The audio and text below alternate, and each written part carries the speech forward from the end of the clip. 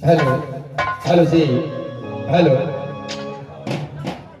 Hello. एक बार आप लोग मां श्रावणी के नाम से जोर से जयकार लगा दे और उसके बाद हमारे नाच का कार्यक्रम शुरू और चालू हो जाएंगे। बोल दे मां भगवती की, नगर हिमार की। गुरु हमारा बानिया, लाज नित दिन करे दे पार। बिना गलती और पालरा आज जोखे जग संसार।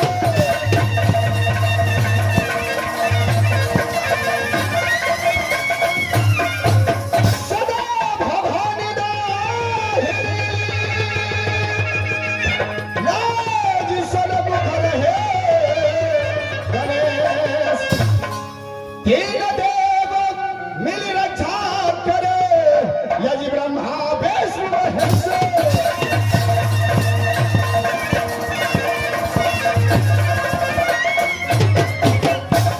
भाव से सरस्वती, लाज हृदय बसे महेश।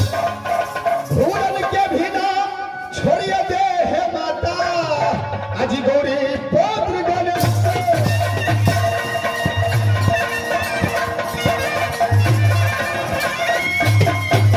श्यामदा जगदम्बा की,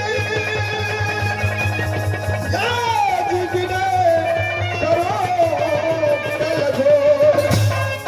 पद पंकज श्री नाई है माता, आज लाजत कर्म ठाले।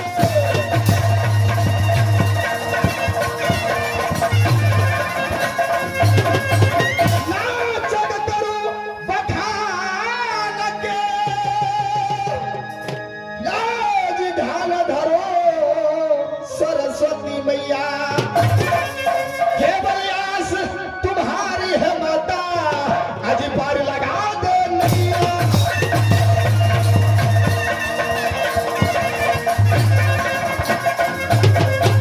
नंदग्राम संग्राम है, लाज सोहरी किलानी जबकाम। बिरजा सरसिंह दो पुत्र है, आज अलहारू दो बलवान।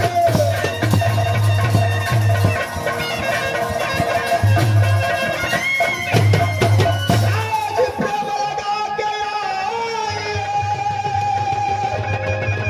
लाज प्रेम से राखिए में। ध्यान लगा करके देखिए, आज अलहारो दल खेले।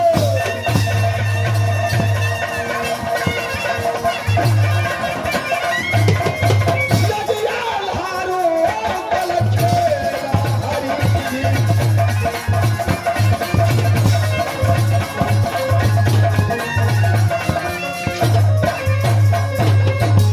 तो लीजिए माता बहनों भाई बुजुर्ग साथियों, आज की रात हमारे कंपनी के द्वारा छोटा सा खंड वही आधार वर्ग को दिखलाने के लिए जा रहे हैं जिस खेल को रात्रि में छोड़ा गया था।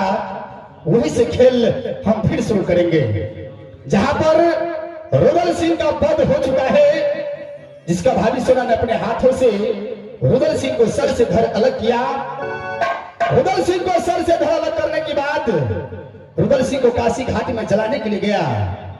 रुदल सिंह को जलाया और उसी चिता में रुदल सिंह का धर्म पत्नी सती फूला ने उसी चिता में कूद करके अपनी जान दे दी।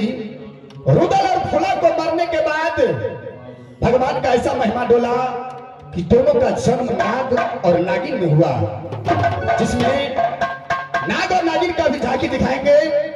और अपने दोस्त रुदल सिंह के लिए पिंजरी वाले देवनंदन पंडित सपेरा का रूप धारण कर लिया है। और सती सोना ने अपने देवर के कारण, अपने सती फूला के कारण जंगल जंगल में भ्रमण करता है। और अब आगे का खेल आप लोग सामने पेश करते हैं। हमारे नन्हे मुन्ने कलाकार हैं, अगर छोटा सा गलती भी हो जाए तो अपने ही बच्चे समझकर क्षमा कर देंगे। कृपया खेल पर ध्यान दें। बोल दो मां भगवती की।